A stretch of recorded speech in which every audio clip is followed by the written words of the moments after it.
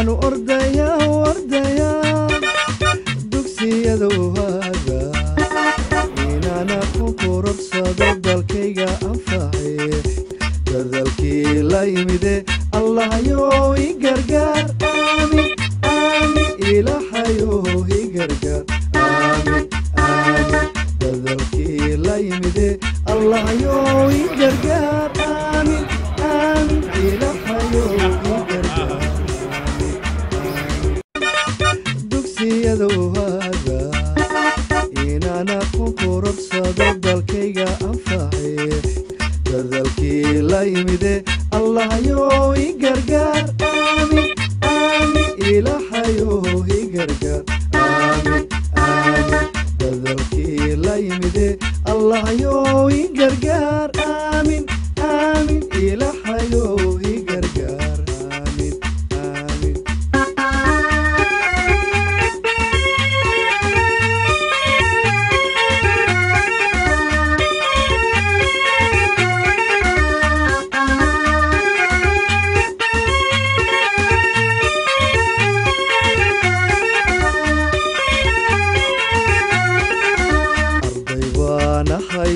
arday baana hayo iftinkii arooryaana hayo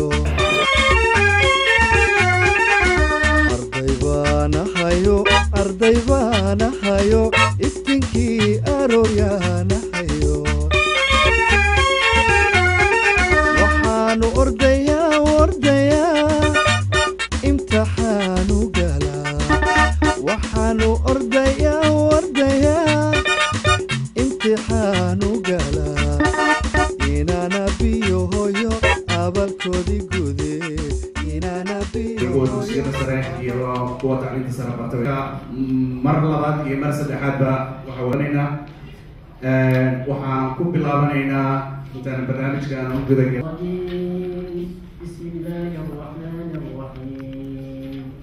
والعصر إن الإنسان لفي خسر إلا الذين آمنوا وعملوا الصالحات وتواصوا بالحق وتواصوا بالصبر. barnaamijkan waxaan loo daadihin doonaa liibaan cali oo noo sheegi doona qaabka barnaamijka u dhici doona. xafladeena ayaa inoo bilaabatay saanay noogu socon doontaa. barnaamijku siduu dhacayo ayaan rabaa inaan iyada idin dul maro kabacdi qofkii wixiga adduunyada soo gelaya. soo dhaweynta gudoomiyaha jaaliyadda Soomaalida ee Turku iyo nawaaxigeeda kelmadu leeyahay ayaa inoogu xigta. waxay noogu sii xiga barnaamijka iyo qabanqaabada xafladda sida u dhacayso oo isaguna inoo sheegayo xogayaha jaaliyadda. kelmadda waxgaradka magaalada Turku ardayda u dhabar adeegtay waxbarashada waxa weeyaan qof aad iyo aad waqtigeedii iyo usoo dhabar adeegtay dhibaato wax badan kasoo martay ayaa iyadana inoogu xigi doonta. waa gabadha Ogbaad Cabdiwahaab. guddoonsiinta abaalmarinta koob la qabtay 15 May oo loogu talagalay xaquuska maalintii dhalinyarta Soomaaliyeed oo ay ku guuleysatay kooxda FC Junior taas oo iyagana koobkoodii iyo bilodoodii la guddoonsiinayo. waxaa inoogu soo dhigaya salaadii casar ayaa la tukanayaa haddii la yidhaahdo. aad in badan u suganay waa muxaadaro aad u qiimo badan oo inoo soo jeedinayo sheekheena Soomaalida ugu magaca dheer oo inoogu martiya magaaladeena Turku waxa weeyaan Sheekh Dr. Ali Maxamed Saalax. doona muxaadaradaasi doorka waalidka ee waxbarashada ayuu ka hadlayaa ay carruurtu ku leeyihiin. markaa waxa weeye muxaadaro aad u qiimo badan. maanta fursad baynu u helnay insha allah haddii la yidhaahdo sheekaduna inoo iman doonaan. maxaa loo bartaa waxbarashada horta oo isagana uu inoo qaada dhigi doono sheekheena aadka ay dhalinyartu u jecel yihiin Sheekh Professor Saciid Raage. maalinta xafladda qalinjabinta waa sanadkii 8aad ee jaaliyadda Turku ay qabanayso jaaliyadda Soomaalida Turku. gudoomiyaha jaaliyadda Turku ee Turku iyo nawaaxigeeda Master Maxamed Khaliif Cali. waxaan u faraxsanahay intaan oo Soomaali ah in aan sheegto gudoomiyahooda ama aan u ahay gudoomiye. waa arrin farxad leh. marka hore waa ii mahadcelinayaa sida uga soo qayb gasheen xafladdii ugu azimay. marka labaad waxaan u mahadcelinayaa ardayda qalinjabinaysa oo dadaal dheer soo gelisay waxbarashadoodii oo maanta shahaadadooda dheer ka gaarsiiya waxbarashada horumar lagu gaaraa. haddaan waxbarano dalkeena waxbaan qaban karnaa, nafsadeena waxbaan qabsan karnaa. laakiin haddaan waxbaranin dalkeena baaba ahaa annagana waa sii baaba'aynaa. qurbo ayaan joognaa, dalkeena waa kasoo dheeraanay. aad ayaan ugu faraxsanahay in ay dhalinyarada maanta aan la qaybsado farxadooda. waxaan u mahadcelinayaa walaalaha jaaliyadda oo ayagana kasoo shaqeeyey xafladan iyo isku imaatinkan. waxaan kaloo u mahadcelinayaa adeerkay cabdisalaam ismaaciil, aabayaasha hooyooyinka dhalinyarada qalinjibinayso. waxaan kaloo jooga u mahadcelinayaa dhalinyarada ku guuleysatay koobkii lagu xusayay 15 May oo ah maalin aad iyo aad qiimo u leh kulli ayagana ah. ayagana waa u mahadcelinayaa biladii ay ku guuleystayna waa la siin doonaa. hadal badan ahaan u buuxiyo barnaamijkii waa kasoo daahnay ka raalina wadintaan soo daahnay. xafladan waa xafladii 8 sano oo xigta ayaa la qabtay. waa arrin aad iyo aad u fiican oo horumar laga gaaray. waxaan kaloo kula dardaarmayaa bulshada Soomaaliyeed wadajirkeena inay ka shaqeeyaan iyo isku imaatinkeena. weliba odayaasha magaalada waa muhiim inay ka shaqeeyaan wadajirka iyo tafaraaruqa magaalada in laga ilaaliyo. magaalada waa magaalaya, dadkan way isku baahan yihiin, rag iyo dumar. inta aan hawacno dumarka ayaa badan, raggana waxaan ka codsan lahayn sida dumarka oo kale inay imaadaan. mahadsan gudoomiyaha maxamed khaliif cali aad u mahadsan sida hadalkeena ugu soo koobay maadaama waqtigeenu bahayo iyo kelmadda waxgaradka reerka ku وبه نستعين على امور الدنيا والدين وصلى الله على سيدنا ومولانا محمد النبي وعلى اله وصحبه وسلم. اما بعد السلام عليكم ورحمه الله تعالى وبركاته. سلام تعالى بكل سلامه سلام اسلامك نحريس يا نبي الهي بشينا كوضري وكل الرجل ضمن حان الهي كبر يا الهي انه نغدغو هوغانسن وطريقه مستقيمه وكهغانسن الهي نغدغو انت سوى انت الدعاء هاي ويان انت ضنيت waxaan la hadlayaa kolka hore waxaan u mahadcelinayaa ujeedaa marka hore ummadda reer Turku ee sida wacan ee wanaagsan u ajiibtay dacwada rag iyo dumarba,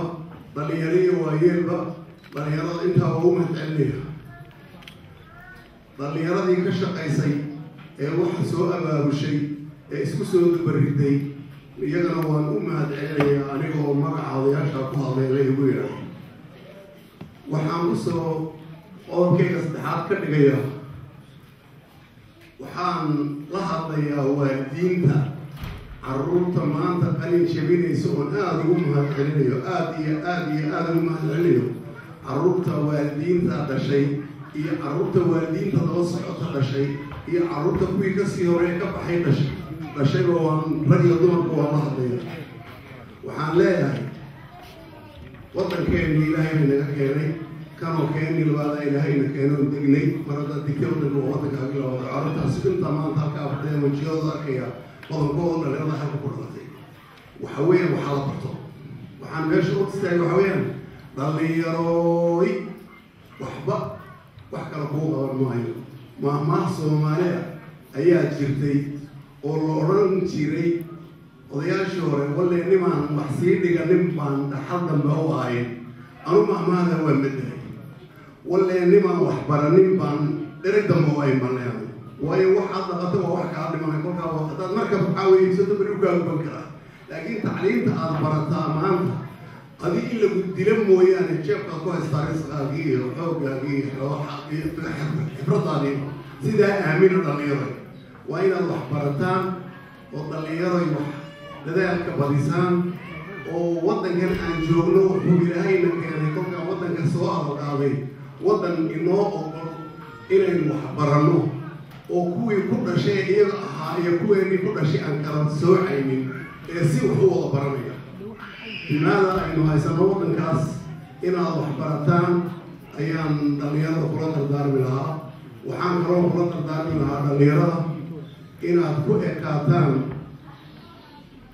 akhlaaqdiina iyo waalid adeeciina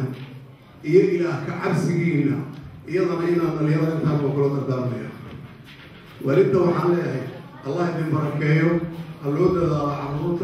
carruurta ha la dhiirigeeyo, carruurta ha loo duceeyo. carruurta kolkaasay carruurta meel gaadhaysaa. markuu ilmaha dhashay adigu u ducayso ee adu naftaada u ducaysa inuu ilaahay dacwada kaa jiibaya. ha loo duceeyo carruurta, ilaahay oo barakeeyo in carruurta kuu wax gaadho oo wax qabsada ay noqdaan. waxaana markii u soo gabagabaynayaa dhalinyarada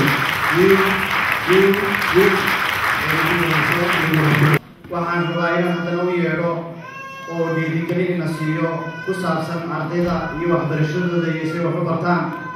macallin ka mid ah macallimiinta soomaalida inta badanna ku dhex jira ardayda soomaalida waxa weeyaan macallin Hirsi Muxyidiin kusoo dhawow. السلام عليكم ورحمة الله وبركاته. waxbarashada muhiimadda ay leedahay inaan maanta isku sheegno maaha oo qof walba uu ka dharagsan yahay laakiin waxaan rabaa hadda dhalinyarada wax baranaysa ama iskuullada ku jirta inaan wax u sheego weliba carruurta halkaa ku dhalatay Soomaaliya marka aan wax baranaynay oo aan jaaniska helay dad badan oo aan jaaniska helay baa jira jaaniska helay anagu waan ka faa'iidaysanay waxaan ugu jiray inaan wax baranno waxna noqono maxaa yeelay waxaan arkaynay ardaygii dugsi dhexe ka baxa inuu shaqo helayay noloshiisuna ay isbedelaysay maxaa waxaan xasuustaa shaqooyinka badan baa waagaas bilaabanayay markaan dugsiya dhexe anagu ka baxnay bangiga dhexe ayaa shaqo loo geliyay mana jirin wax la yidhaahdo kala horumarin ama graduation ma jirin imtixaan baa la gelayay imtixaankaasna qofkii ku gudba ayaa booska helayay ka xisaabtan reero miyi u badan oo wiil ama gabari ay dugsi dhexe uga soo baxeen oo shaqo ay heleen isbeddelka ku dhacaya noloshii reerkaas waxay ahayd reerarka ugu taajirsan bay noqonayeen waxbarashaduna waxay tusaysay weygii kale oo ay kusii baranayeen macallin baan ahay hadda ilaa 15 sano hadda magaalada Turku hadda macallin ka ahay waxaan arkaa arday badan baan arkaa oo aan haba yaraatay xiiseynayn waxbarashada waxaan oran karaa sababta ugu wacan waxa weeye waa midda koowaad welfare baa qaadataan lacag baa qaadataan ama hooyadii aabbihi baa inii shaqeeya inaha noloshiinii waa ka faala-qaadsan tahay markaas ka soo qaad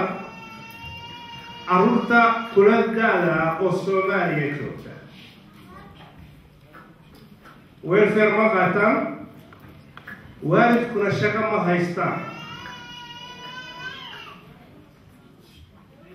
waxaana laga yaabaa carruurtaasi waalidkood iyo reerkoodiiba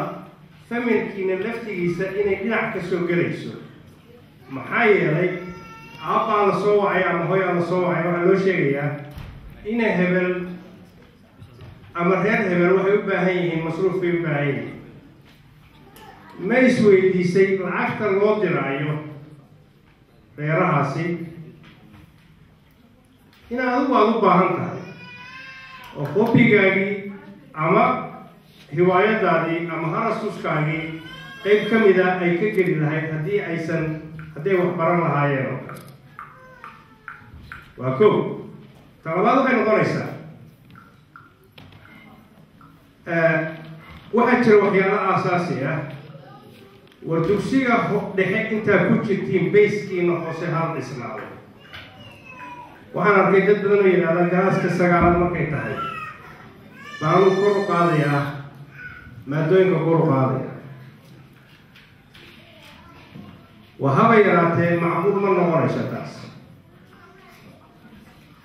maxaa yeelay galaaska sideedaad waxa lagugu soo dhigay galaaska shanaad baa lagugu soo dhigay waa dheeraan keliya waxbaa lasii kordhiya keliya hadday ugu badato 3 jabtar ama 4 jabtar bay noqonaysaa galaaska lixaadkii lagugu soo dhigay kii sagaalaad baa lagugu soo dhigay oo haddii aad sideedaad iyo shanaad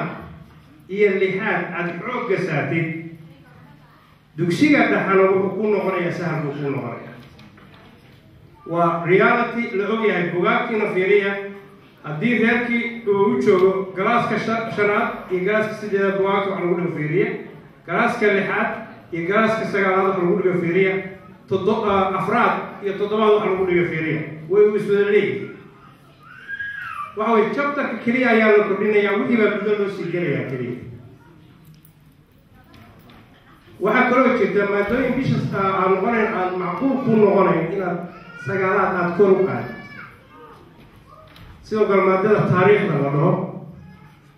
سجلات ما بنختار سيدنا بيكو هاريسا هذا السيدنا أيضا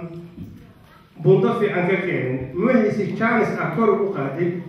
جلاسكا سجلات أذكروا قادم مركو هذا يكرر in aad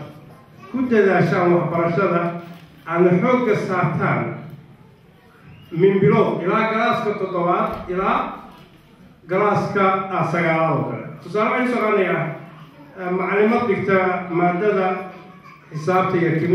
chemistry-ga iskuulka mid iskuulada ayaa adiga 10 bishan ay ila hadashay waxay tiri ninka kan waxay gutay xisaabtiisa aad bay u wanaagsan tahay galaaska 9aad laakiin bay gutay marka fiiriyo 7aadkii iyo 5aadkii aad bay u hooseysaa marka ma siin karo hadda buntadu 9aad ku keenay 8 bay ahayd labada xisaaboodba 8 marka soo qaato kan 8 ku keenay ma siin karo bay gutay maxay yeelay waxay noqonaysaa maadooyinka hoose waxaan ku yeelay وأنت وفي أنت ويحدنا في ريوكا وحكيريو في عنا في سيد دادات أسوبي لفتي سوبي برنتي قياستي وي مركي دمبي وي هو قالت إني سيدات سيسو وعيس كذي سيدات المقطوعة مركو هو يروحي على صوب بدن باكرة وإنكم حتى ينوغين الأمة لين إنسان إن أي أدقاس كسجالات كريه وحلو قوانك waxay noqonaa 9aad ma aha dugsiga dhexe ma aha dugsiga hoose afraad laga bilaabo waxa weeye xoog hal saar wixii ba sii kordhaya sii kobcaya wax dheeraad ah oo saas u sii badan gudaha loo sii gaaro lagu bari maayo sidaas daraaddeed inaad ku dadaashaan baan layn ka rabaa sidoo kale waxaan hadlayaa waalidka aan hadlayaa anigu waalid baan waxaan jecelahay carruurteeda inay kala wanaagsan noqdo oo waxbarashada galo dugsi sare wada galaan kabacdina jaamacad ay sii aadaan laakiin 5 baan dhalay 5tayda waa huba hadda waqtigan xaadirka ah kuwa aan dugsi sare aadin inay ku jiraan because one ininka laftigiina waxaa laydinka raba inaad la socotaan awoodda uu leeyahay ardaygu leeyahay dugsi sare ma aadi karaa wax ma baran karaa ma sii wadi karaa mise waxa weeye dugsiyada xirfadaha laga barto ayuu aadi karaa laakiin haddii aan cadaadis saarno annaga ardayga wana rabo inaad dugsi sare aadaa waxa weeye midda koowaad ma nihin motivatingkii aan horey u haynin waddankii markaan joognay oo kale oo ku dayashada lahaa because waxa weeye ma jirin waagii hore wax la yiraahdo damiin la yiraahdo oo kale ama aan dhahno qof arday kala hoose ma jirta erayga damiinka taas waxaa bay u tahay arday kala hoose arday dhan wada sinay oo kale waa wada soconay oo kale qofkii hari kara galaasku ku hari jiray hore ma socon jirin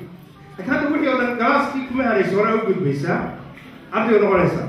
marka waxaa laydin ka rabaa waalidkiinu midda koowaad inaad ogaataan awoodda uu leeyahay arday wayna fiican tahay inaan siino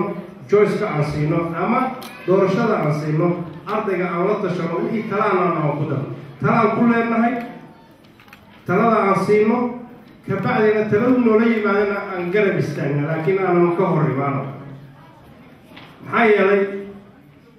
anugu waxaan qabaa in ardaygu dugsi sare iska joogo oo 4 sano 5 sano ay ku qaadato waxaa fiican inuu intuu xirfadaha aado oo kale kabacdina waxaa la yiraahdo oo kale tacliinta sare asagoo amati soo dhigtay ayuu aadi karaa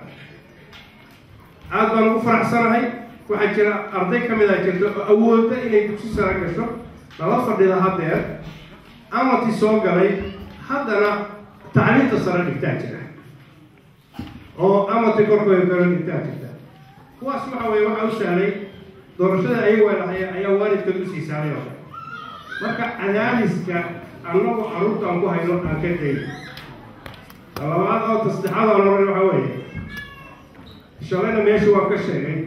waalidiinteeduna inaan ogaano wey muslimka oo dhan bayna udhaxaysa anaga keliya maa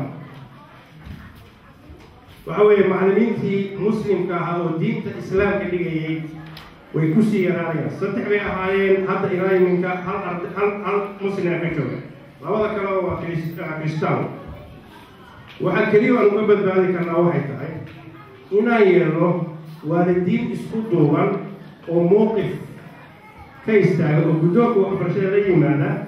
oo u sheega inuu dhigaan maxaa yeelay macallimiintaasi diinta intaan ka aqaano anigu macallin diin ma ahayn diinna ma soo baran laakiin waan ka badayaa aniga because waan ku dhashay waana ku soo barbaa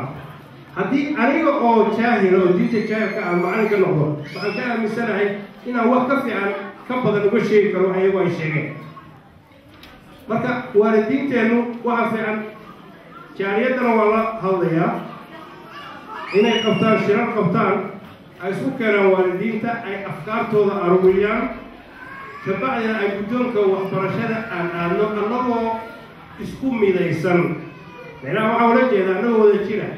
ma aha inaan dhacno oo kale sidii waagii dhacday oo kale hilibka ardadu qaarna way cunayaan qaarna ma cunayaan oo kale waalidiinta ayaa ogol iyo ma ogolo oo kale marka inaan isku kala khilaafno marano marka anagu mawqif haddaan ka istaagno aan haddii jaariyad ahaan laftigeedu haddaan u wada istaagno oo kale waxaan samayn karnaa awood aan u leenahay ay opita suunitelma ama madhabka waxbarashaduba la siinaysaa inaan anagu macallinka aan keensanayno aan macallinka intaan keensano ay iyagu qaadayaan keliya imtixaamada qaadayaan ardadeeduna xisadaas oo dhan iskuulka dhan ay ka badnaan karaan waa haddii aan isku dubnaano haddii Soomaali aan nahay way muslimiintu inay ka tahay laakiin sunnada leeyihiin meel baa laga bilaabaa hadafkeeduna ha dheeraado laakiin tartiib ayay noqonaysaa inaan hawshii aan u galno oo dhibaatada kooda marka xalin ayaa ta kale la xallin karaa marka hadda waxay taagan tahay jaariyaddeen waxaan qabaa inay isku keento masaajidku uu arrin firfircoon uu ka qaato oo isu keeno waalidiinta isu keeno afkaartooda aruuriyo kabacdina guddi midaysan oo fikraddeeda ka midaysana guddoonka waxbarashada aado kabacdina aan waxbarashada soo galo aad baan ugu mahad celinayaa waxaa lagaa rabaa tartan inaan la geshin naftaada la geshin naftaada marka ka adkaatid ayaad waxa gaari kartaa hadafkaa gaari kartaa wasalaamu calaykum waraxmatullahi wabarakaatu sida fiican loogu faahfaahiyey sida fiican dhiirigelintii loo siiyey sida fiican waalidkii ardayda ula hadlay Mr. Cabdishakuur cali ayaa inoo faahfaahinaya abaalmarinada la siinayo السلام عليكم ورحمة الله تعالى وبركاته. وقتها ويسكوبا وحن استمع عن سوق وضع وإن كسية سوي جود من جارن يعني هي يسكوبون جران لكن وحن يفهم فهم دونا سنة والبحان فكنا أول مريتا سنة كواحد إلى هذا ككوبا سنة خيبات بدوحويا أباها سنة كوكلة تسعة ويانا سنة كوكلة شخصي سنة كوكلة marka sababta waxaan sameynaa nabad kala duwan ayaan u sameynaa sababta marka waxaa dhici karto in shakhsiga sanadka la helo ardayda sanadka la helo ardayga sanadka in la helo marka xogaa way kala yara duwan yihiin marka sanadkan waxaan bixin doonaa insha allah aabaha sanadka hooyada sanadka iyo ardayda sanadka ayaa bixin doonaa sidoo kale waxaan bixin doonaa abaalmarin kale oo aan ugu talagalnay qof sidoo kale jaaliyadda la soo shaqeeyay Roode Maxamed Muuse iyo Sagal Maxamed Cali inay loo guddoonsiyaan hooyada sanadka sanadkan waxaa loo aqoonsaday aabaha sanadka Rooble Cabdi Yuusuf ayaa loo aqoonsaday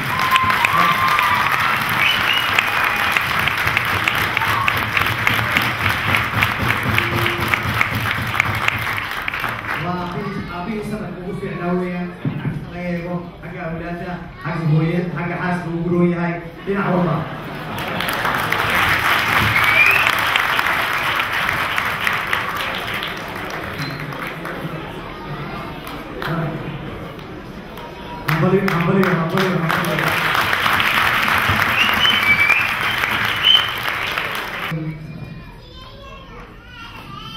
hooyada sanadka waxaa loo aqoonsaday waxa weeyaan qof runtii aada u dadaal badan aada u firfircoon hooyo karti leh waxbarata siyaasadda dalka ku jirta waxaa loo aqoonsaday sanadkan inay tahay hooyada islamarkaana ah ardayadda sanadka Rodo Xasan. hambalyo waxa weeye Rodo waa iyadoo hooyo ah oo caruur korinaysa caruurna soo saartay jaamacadaha xeebteedu galaanyadiina wax baranaysa siyaasadii inoogu jirta waa dhinac kasta yacni qofku inuu wax baran karo isagoo wax dhalay siyaasad ku jira jaamacadna uu dhigan karo marka Rodo Xasan kusoo dhawow hambalyo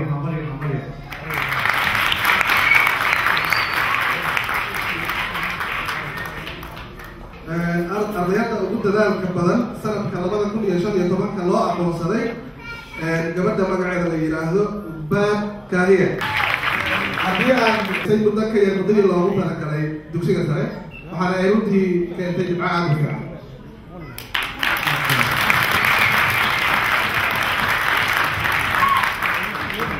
waxa weeye ardayda magac kusoo horeysay dadka Soomaaliyeed ku dhogaan ku iyo nawaaxigeeda waa dad dugsiga sare ka baxday fiican ka baxday waqti yar oo kooban kusoo gabagabay sanadkan waxaan garanay in aan abaalmarin guddoonsiino nin dhalinyaro ah arday ah waddanka muddo yar joogay runtii jaaliyadda si fiican muddo kooban ula shaqeeyey waxaan u aqoonsanay inaan siino award of the year Zakaria Farah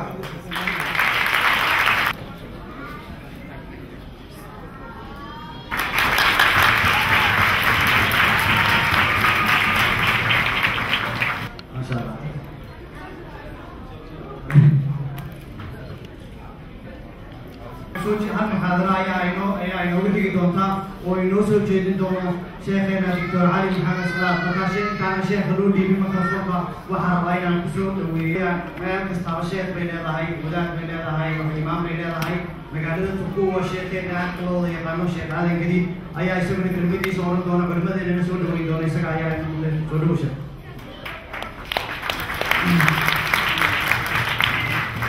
بسم الله الرحمن الرحيم ولمدنا مرتين نوع الجبل الأوغاني هذا ما سنتي محمد السلام يا صلاة السلام السلام عليكم ورحمة الله وبركاته صلاة دي أردت معك أقول إنه أردت عادل نوع أو مرة نوصل أقول جينا ولا رأي نجارات الصومالية ما أنتوا كلا حفلات قليل جميلة أو الأسبوع كانوا نطلع ناس صومالية هل كان أروع أول مريم صارت أركيسين فوها ضيدي والدي فوها دالي ما هويان نقطة أما أباها نقطة لو أقصد أنك شخص سنة تكون وياهي أردد قفتي دلالة يكسر بحنتوها واجبات كيسة وأردد آتو قيمة بدن ومتوها تصارا نوعا أنا قلت لي إلا مدة طويلة 6 سنة ورانا إسوس عندي إن شاء الله خارجين نسيدا نوغوز السعودة إلى بإذن الله تعالى إن شاء الله وحان آتو سلوين يا رمتي علماء لأنه قارقة وقتي وقيمها بدن نوصو هوري inoo faa'iideeyaan muxuu ahaa ayaan aad runtii ugu mahadcelinayaa waxaan leeyahay walaaladeen sheekh Saciid Raage iyo Dr. Cali Maxamed Saalax soo dhawaada ku soo dhawaada magaaladiinii Turku ehelkiinii iyo qaraabadiinii iyo walaalihiin Soomaaliyeed oo aad idin jecel oo runtii idin sugayay maanta oo dhan ilaa intaad soo socoteen idin sugayay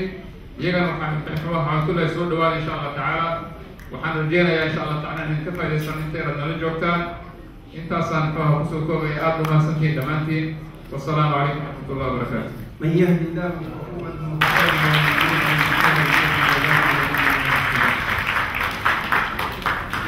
وأشهد أن لا إله إلا الله وحده لا شريك له وأشهد أن محمدا عبده ورسوله يا أيها الذين آمنوا اتقوا الله حق تقاته ولا تموتن إلا وأنتم مسلمون يا أيها الناس اتقوا ربكم الذي خلقكم من نفس واحدة وخلق منها زوجها وبث منهما رجالا كثيرا ونساء واتقوا الله الذي تساءلون به والأرحام إن الله كان عليكم رقيبا يا أيها الذين آمنوا اتقوا الله وقولوا قولا سديدا يصلح لكم أعمالكم ويغفر لكم ذنوبكم ومن يطع الله ورسوله فقد فاز فوزا عظيما. أما بعد، اعلموا أن خير الكلام كلام الله وخير الهدي هدي محمد صلى الله عليه وسلم وشر الأمور محدثاتها وكل محدثة بدعة وكل بدعة ضلالة وكل ضلالة في النار.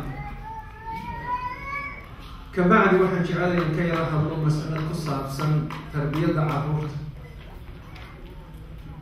khaasatan inagoo joogna wadamada gaalada ama wadamada qurbaha. waxaan jecelahay marka inaan soo koobo hadalkayga kelmadayda ku soo koobo dhowr mas'aladood. masalada ugu horeysa ah qofka mu'minka waa inuu ogaado inuu ilaahay subxaanahu wa tacaala ka saaray mas-uuliyad naftiisa iyo reerkiisana. oo ilaahay qur-aanku wuxuu ku yidhi: ayuha aladiina aamanuu quu anfusakum wa ahliikum. waa kuwii ilaahay rumeeyey waxaa badbaadisaan naftiina iyo reerihiina. ilaahay wuxuu ku bilaabay nafta, quu anfusakum baa la yidhi. waxaa loo baahan yahay marka qofku marka ugu horeysa inuu asagu iska fakiro, taasoo kusoo daba xidhiidmaysa inuu qofku ka fakiro marka wixii asaga ka tafiirmay. yani ilahay wuxuu leeyahy quu anfusakum, waa naftiina badbaadiya. haddii marka intaad waddankan aad timi ama waddan qurbaa aad timi naftaadaad u maalaysay inay badbaadiday, carruurtii ilaahay mas-uulka kaaga dhigay iyo reerkii ilaahay mas-uulka kaaga dhigay inaad u malaynaysa inay keligood iskorinayaan,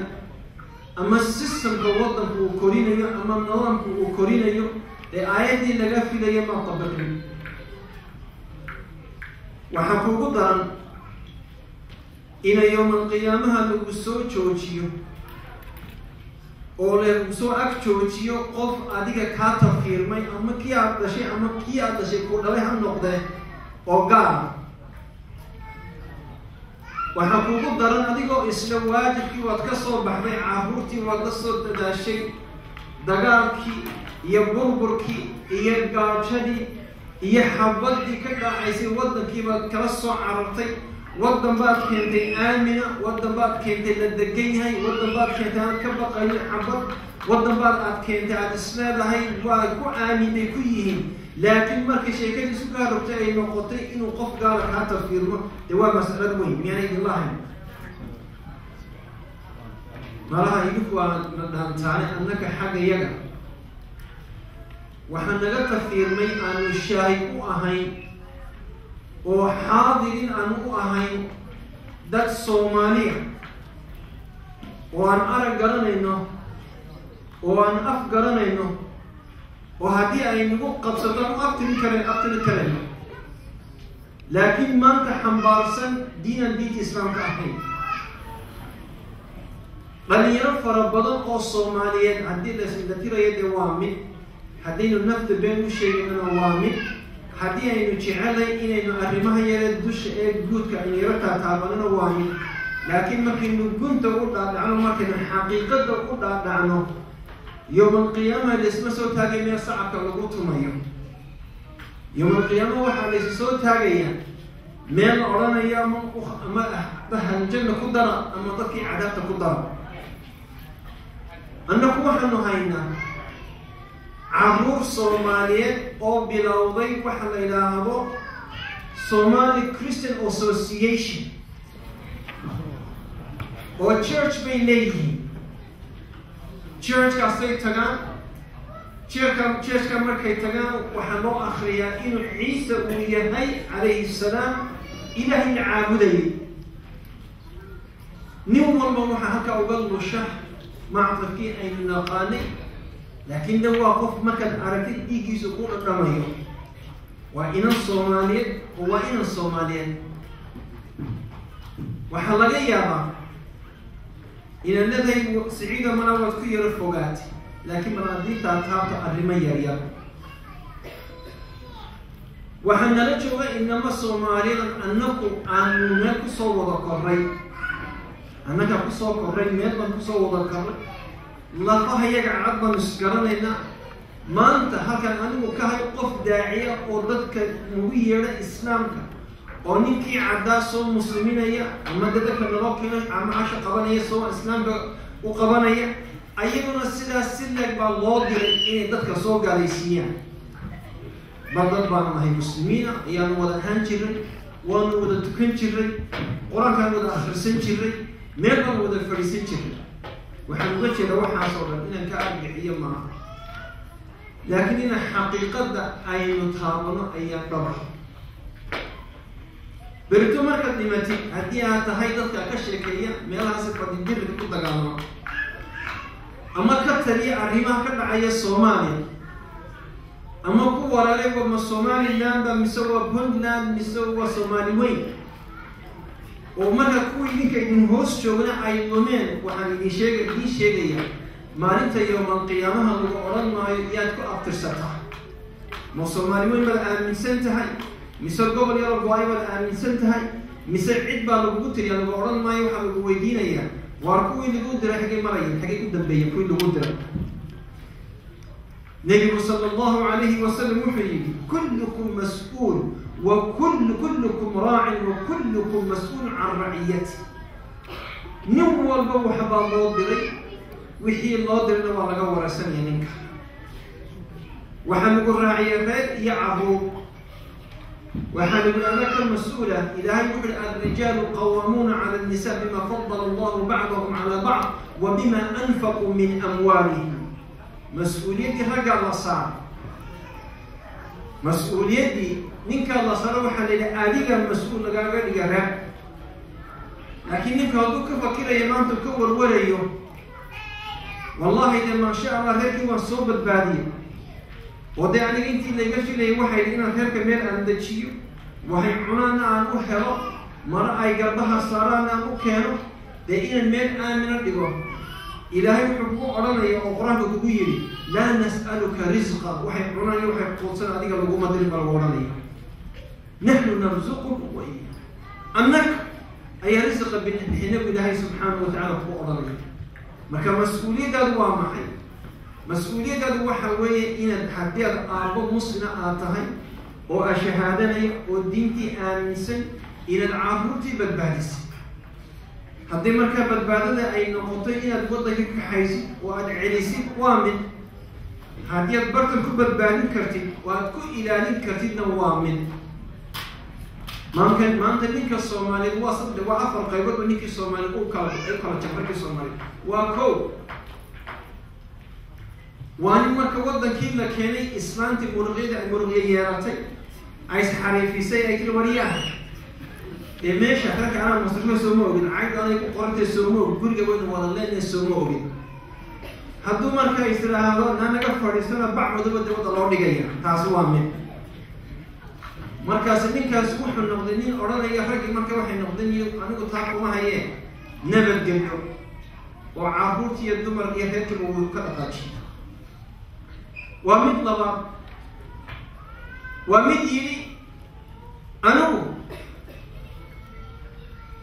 وأنكتر يا جماعة ما هينكروا عرفتنا ما هينكروا وضع كيف نسبنا قونا يا دي نبت قليو يدوك ما كان عرفتوا جامعة صور لما يستان أي سكولة دي صور لما يستان ده هيك إنه سعيد أصلها كان يجرا قروح بدل قرنشاو شيء يتبجينا يكون قط هكذا أسوس كده كي إسلام تروي مصير عروتي يغير كنا بينقبل نقدانو ولا بنقصديو من نجال ذاك حيث يدخل قوت دون سوق ينيا إن أنت عندنا ما هندك عندنا ما هندك وهكذا يمد بين نفته وشيء يلي وان قلنا كنا وان شوقا غير كنا وان لا شوقا لكن من خلي قصة شقينيا منها عن عد كبر عين هي قصة شقينيا كاسنا نقول يسافر بتوكيشرا وان يطفاه يمد إسكاي يلي واقع ويلي والله برهك يوم بيرمي أنت أول سكوا ذكر الله ما كان لسه صوت دوبه مسألة ماشي تام مسألة وحوية والعروض عينكين وقبت بالله waxaan idin odhan lahaa marka waalidku hooyadu ha fahamto horta mas-uuliyadda iyada laga doonayo mas-uuliyaddaasoo ah inay ilaahay ka cabsato iyaduna oo waajibkii laga filaya inay ka soo baxdo waayo nebigu sala allahu calayhi wasalam wuxuu yidhi gabadhu hadday shanteeda ka soo baxdo salaadood yacni marka shantii rukunaysa male ka soo baxdo ninkeedana ay dhagaysato waxaa la odhanayaa yowmal qiyaamaha jannada albaabkii aad dootid ka gal ayaa la odhanaya marka gabadha soomaaliyeed waa inaad qirataa ay fahamtaa ay aamintaa inuu gurigu uu nin leeyahay ayadana laga dhigay mas-uul meelo gooniya waaxiyo gooniya loo dhiibay labadana marka laysku laro ninka iyo gabadhaasi xaaskaasi marka laysku laro ayuu reerku badbaadaya markale u badbaadaya waxaan leeyahay marka 4 nuqdood tarbiyada carruurta ku saabsan maan jecelay inay kala hadlo dadka qurbaha jooga kow guriga Soomaaliyeed waa inuu yeeshaa markaziyad waxaan uga jeedaa markaziyad waa inuu maxwar yeeshaa waa inuu yeeshaa qof loo noqdo marka aabaha iyo hooyada ku heshiiyaan wariyaan yaa noqonaya maxwarkii yay noqonin marka inanku markuu aabihii waxa weydiisto aabihii u diido inuu islaanta u cararo hooyo waxaan doonayaa video game ay kala inakeen hooyo moodagii baa kuu diida waa kaada waxba garan maayo inakeen ay kaxayso lama ogola ilmuhu waa inuu ogaadaa inuu gurigu maxwar uu leeyahay markaziyad uu leeyahay meel amarka laga bixiyo centerla waa inuu yeeshaa gurigu halagu heshiyo xataa hadduu odag idhaahdo anigu ma hayn karo carruurta waan dhoofa adigan kugu aaminaya waa inay markaa markaziyad uu gurigu yeesha ay gabadhu noqotaa tii markaa gacanta ku haysa waxaan uga jeedaa matalan odagii islaamta hooyada iyo aabuhu waa inay wada hadlaan qaraarkooduna waa inuu mid noqdaa haddii markaa la idhaahdo ilmihii wuxuu u baahan yahay inuu waxaan doonayaa inay laysoo idiyo kabo aabuhu inuu la cararo ma aha hooyaduna inay la cararto ma aha ilmihii gooni waa inuu waalid ku heshiiya yaa soo iibinaya amarka yaa laga qaadanaya waa mas'alo daruuriya waa mas'alada markaziyadda tarbiyadda carruurta waa kow waa laba carruurta waa inaan laga ilaaliyaa kibirka waxaan uga jeedaa kibirka carruurta waxay imikaynu haysanaa carruur aada loo kibriyey leannaka malaayidu kuwa finland waxaan arkay imika dad koofiyada xidhan oo ay u tahay sign of graduationki waxaa magaalada dawaafayay 2 cisho aan joogay dad la yidhi qaar bakoorada sita oo lagu tilmaamayay inay jaamacadihii dhameeyeen iyo PhD waxay u egtahay inay tahay meel location of education inay tahay oo cilmi laga barto xaggana annaka aanu degannahay waxaad moodaa in dad fara badan ay ka dhacsan yihiin nolosha ilmihiina la kibriyey cidda kibrisana ilmaha inta badan odayga maahay waa hooyada cidda la sii kibriyaana hablaha iyo inamada waxa la sii kibriyaa waa inamada mid garbuhu intaa ay leegyihiin madaxuu intaa leegyo 5 cishan aan feeranin asoorasi injil baa gashay ayay islaamta guriga ku haysataa oo aad moodid dibi loogu talagalay ciid al-adxa la qabayo oo halkan bay iskaga haysataayo wuxuun bay siinaysaa wuxuu habeen oo dhan uu soo jeedaa sidii dutir maalin oo dhan uu hurdaa islaamtuna waxay u haysataa ilmo yaroo la korinayo wuxuu ku nool yahay marka nolosha ninka cadaa jooga waddankan ina joogna noloshu ku riyoodo markuu retirementka uu galo inuu geli lahaa sariir nadiifa oo furgori looga bedelayo oo gurigii loo nadiifinayo cuntadii loo karinayo meeshii loo hagaajinayo maradii loo kaawadeynayo ninka ugu taajirsanaa gaalkii dee markuu retiireka galo wuxuu doonayaa intaa laga leelo yarkii Soomaaliyeed islaamtiba intaa u qabanaysa waa mushkilad marka إن عرضت الكبيرية وقام إسلام بقى وين صح هذا الشيء إسلام كم حلال هوي وحن هيسا المية المهي على هوي وحن دوني إلى وحن مغلين اللي يرد كفي عنها هي الماء إلى عرض وإلمي محوقبتها مشقية ما هو مشقية إسكول متلا هو يمي إسكول متلا غير كما عوين عرفت إسكول كما كنا يوم متجيا ما هو يوم محوقبتها هو يوعينا يرى حبين كيلو مسك رصا شيء كيسا صاحبتي إن ما عرفت مسك النصفة هو يوعي مسجرنا هو يوعي من وسط دحي سود الشربتي واصل دحي سود الشربتي وحيجي بسود هو يجي مركي وعرفتي إنه سد يسودن شركة أها المير يكشن يلا بات شركة ها يكيس يسودن شركة ها وحي وعرفتي بيو إن حفايته لقى بدروه هذا مركن يري أنا وحن كسوكر وضد مضى عرضان كسوكر مركن السجاد شرها قارئ واركي يجي بالمفتاح يسي سجاد شربانها وحنا هو كتير مفتاحي قارئ ووقع أفر إن أمورها مركب أنا بيصير المسؤولين دي سي إن عرفت إن سكول كدية كسر علمي إن كلاش قيو هوم ورك إن حاس بيس السوق الجيان كسر علمي سجلتك مركب ها في محل فيله إن النقطة نيوين ما كسر بعدين سكما صار ومسألة كلام ما تقول يتصدق يتصدق شيء أيانا ليه هو المير الدايم وحلو بهاي المركب إن المهي الكوري إن المهي شكل بالرب من مسؤوليته والله برا إنه يحيي قفوة هي تصدحان أبوها تربية عروت ومسألة ما إلى هذا اللالوش عروت وين اللالوش إن اللالوش أنا ما عروت وين اللالوش نقولي واحد اللالوش نكحن كسوه يوم وايا دكتورك بلا فائدة والله محو بهاي محو كورنيا صاحب كم نسوا عيالي فيديو جيمز صاحب كم نسوا إن هم نسوا تشيل محو بهاي وفيديو جيم هنلوس فيديو جيم قولي قالوا كينيا هاسوا محن حي كنتوسس إن الميل لا شيء مركب فيديو جيم كدماضنا وحورنا وحن دوني آيفون باندوني آيفون بالوكيني مركو آيفون لما ضنا هدية كله ونوع من لالوش المهم مركو برانيا كو هديو ودونا يوح وإنه النقطة قفحن ولوبقه أما بوليس كه الله أتحرى أما هبيت الجود بها السوق يدو وحنقول يا المهم مركو قفل وحو حلايبو السنة يهديها الحمارة والمصيبة مركو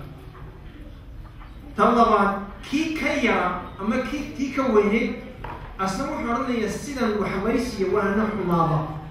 وهي وكما فارح واحد السي فيديو كم بدرسه يديه مركواشي أنا ومانا يا المهم كأوقات كده أيو شاشين يوم كم بدأ يبلاي وهنا لقى إلى أمريكا إنه أمريكا سيدا بلو كريمية وحلو كريمية principle بعد ما هلو كريمية واحد principle صغير مبادئ آبها يهو يدكسو هيشيانو مركز الحاجة أكسنتي والو السينية هدية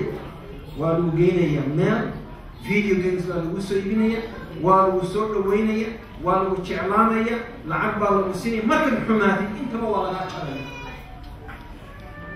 ما هذا way around مركز المهم حماض أي وحدود تشينا والله قرانية مركز والو السينية هاسنا واقرة تربوية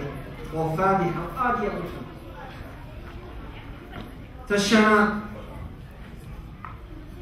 المها وعينا لغو كوريا لغاية بين كوانا أكسنين كو حبوانا دينا كبيرا تيوغو الرئيسي المها وعينا لغو كوريا تربية إسلامية تربية إسلامية وآني كوتشري تناقض هذا المها إنه تربية إسلامية إنه كورينو وأن أشيرنا إن أنا وين القرآن كتيجتا وين المعاملة تكتا وين المخبرتا وين معلم كتيجتا وين الصلاة تكتا وقت يقولني سنة هو يجي إسلام تعيد حمانا التليفون معلم هو صوبر يحنت وحرام قضي وحكاها ما يهير هبل يهير هبل أنك هير هبل يأنك دقمدا سياسة وكاها ما يه معاني كانوا روحوا صابر إن أكرمكم عند الله أتقاكم عروت مركب وحمقل كما برتا وحأرض وحبرتا إنه مركو أركو والد كيو هلاكسن اسمه هلاكي مركو أركو إنه تناقض سميني وكونتراديكشن ماشي سميني ووحي وكهد لي أما وحي لوصل لقيت وحكد بلون وفقمي المهم مركا حقوقاني الدين كان إنك هاي الدين ليسكا الله وأنا عمل فيه أفرتها الدين لغاية والدك أفرتها أيقوم مهمسن هاي تربية الإسلام والد أبوها ابني وهاي تربية الإسلام كمركا إلهي سبحانه وتعالى إنك أطفره أمتي وحدن قف سوالوية يا وحرباتنا يا لوية ولبسوا لوية مكورة سكنا نوي منايا وشيتنا مكينا معلكنا أبينا مقالة عبد الله رازو عبد السلام عبد الله رازو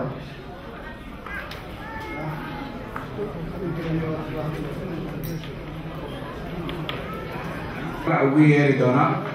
ardayda sana dugsiyeedkan qalin jabisay haddaan ugu hormariyo iskuulkan Turun Normally Code waa iskuulka aan martida aan u nahay aan joognana maaragtay hoolkiisa ardayga ugu horeeya inuu yeerayo waa Shariif Warsame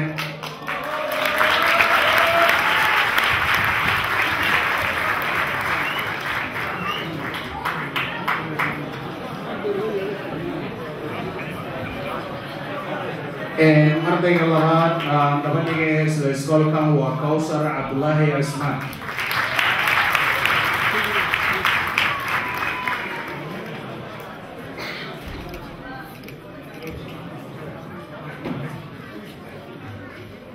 ardayga saddexaad ee sida iskoolkan martida u nahay maantay waa Sakariye Abtoog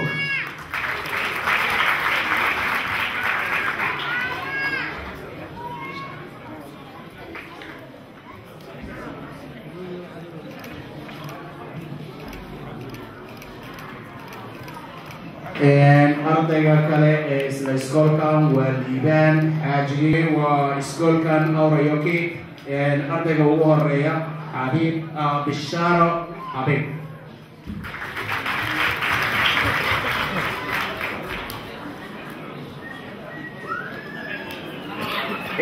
ardayga kale waa Yaasiin Asad Awrayoki iskoolkiisa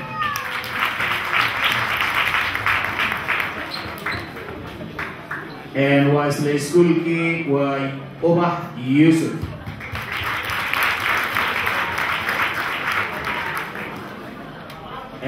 Awrayoki koow ayaan weli ku jirnaa waa Adna Cumar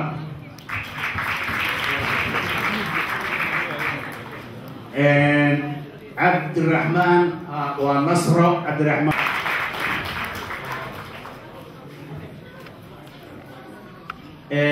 waa Jimcaale Sheekh Siyaad Saciid raallinaha laga noqdo magacyada waa isdaba marsan yihiin waa haween waxaan garan kara inuu yahay magac cinaayihiisa iyo magacuu qofka uu leeyahay marka haddaan si isdaba dhaafa u akriyo waa iskoolka Awrayoki Jimcaale Sheekh Saciid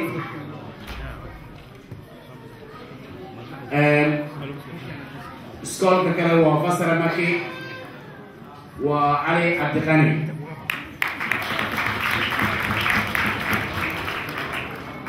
حاشي عبد الناصر سميرة حسن وسكول رياض الله رياض الله وهدى عمر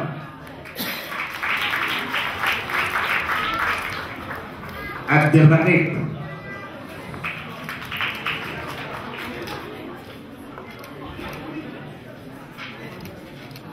هبون عبد الرحمن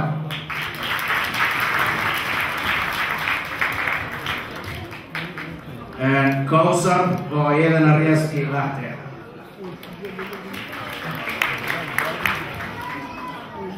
إسكولكا برابيلتو وحسين أحمد هارون محمد يوسف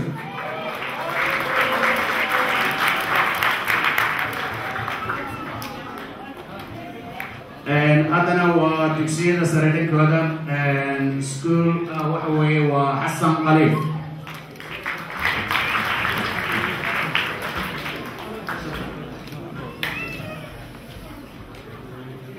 عباد عبد الوهاب محمود علي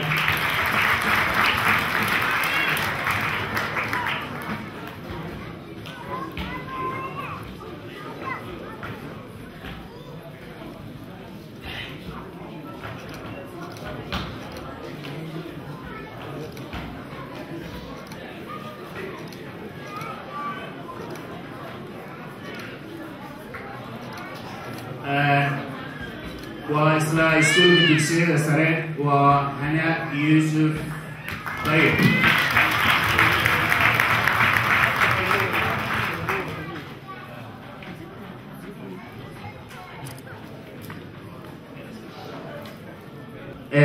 وعبد الله سليمان وفيصل إبراهيم عبد الله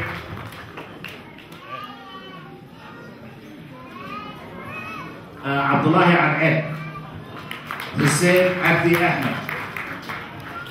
دين عيسى حاجي عيسى هني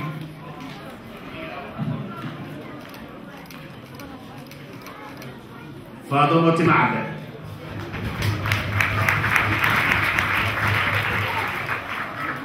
فيصل عربو علي يرى حسن كافي أحمد سليمان قربة آدم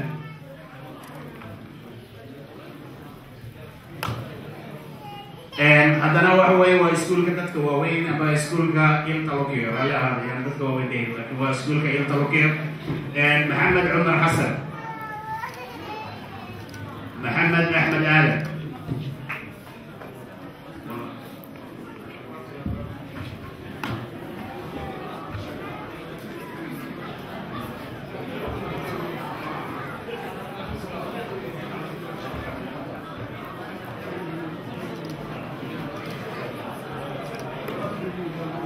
iyo Maryam Abdi Fatah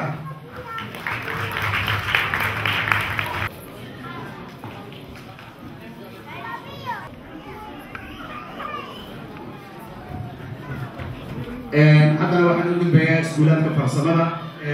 ardayda iskuulaadka farsamada ka soo baxday waa Cabbaas Cusmaan Cabdullaahi Cabdisalaam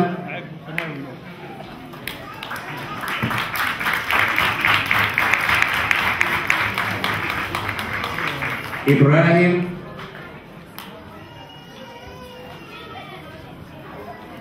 سعيد بكر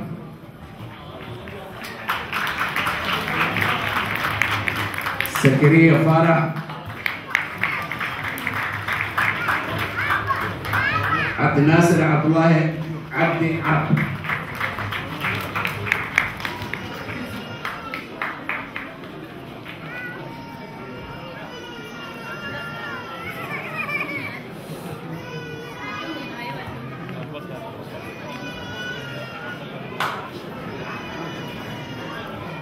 haddana waxaan u gudbayaa dhanka tacliinta sare jaamacada deeaanlayd iyo kuwa maaragtay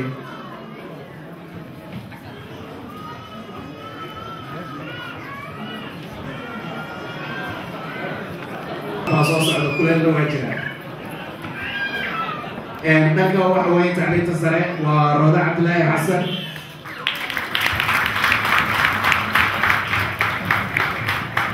qadan maxamed xuseen iyo adeerka aan martida u nahay garoonkan iyo meeshaan aan iskugu nimidna ka dambeeyey waa adeer cabdisalaam ismaaciil.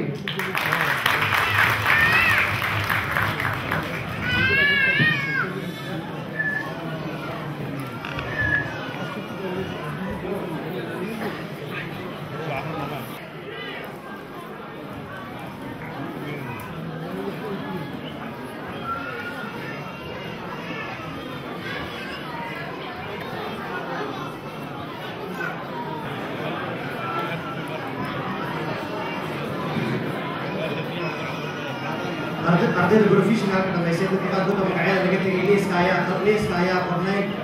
waxa weeyaan cabdifataax maxamed cabdifataax xuseen xasan sagin cabdifataax sumaye siciid iyadana nairobi sumaye siciid soo dhow raalaha waxa weeyaan computerka istaagaleen FC Junior Mukhtar Musin waxa weeyaan Harun Ahmed Farhan waxa weeyaan Jamal Zahid lama kala harin waa FC Junior ay maadaan marka la rabaa in lagu yeero hooyo Soomaaliyeed oo ka dambeysay munaasabadaas 15 May koobkaas in la qabto waqtigan xaadirkan tababar shaqo ugu joogta jaaliyadda marka waa Faadumo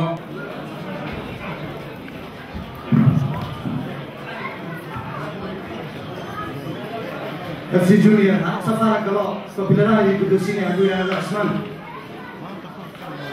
Harun safar galo waxa weeyaan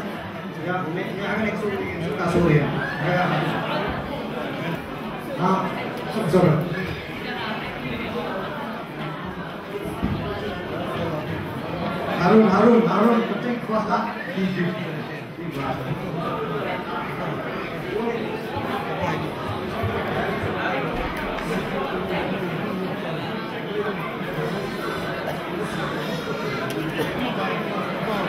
gudoomiyaha sport shaqii kala kulmiyey oo ay maalintii dhalinyarada Soomaaliyeed SYL xasuusta tahayna ama dadkeena aqoon badan oo u leeyihiin wayna ku baahan tahay waqtiyo badan shaqada lagu shaqeeya tartankan qaabadiisii ama in la qabtaa bilowdii ahayd inay ahayd qofkii isku dayay in fikirkan loo keenay waxaa loo guddoonsiinayo Nuruddin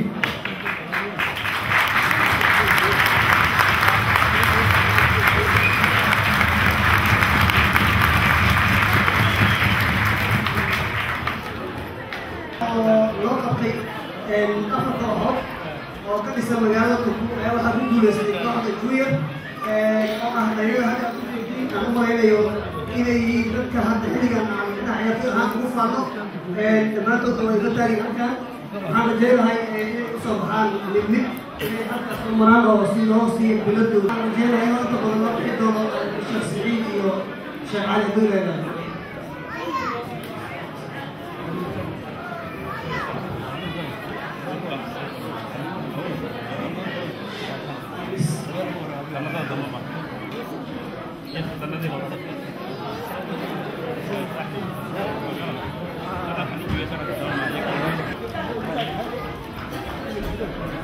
biladan oo ah maalinkii ugu wanaagsanay tartankaas ama qabanqaabiyey oo dadka soo dabalay dhalinyarada si ay ugu guuleystaan koobkan Imaan Cali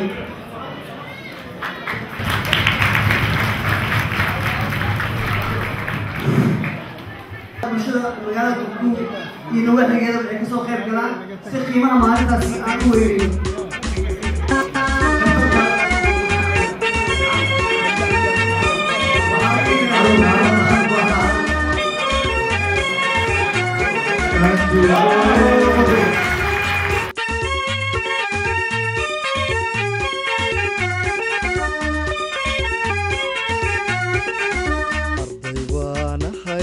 arday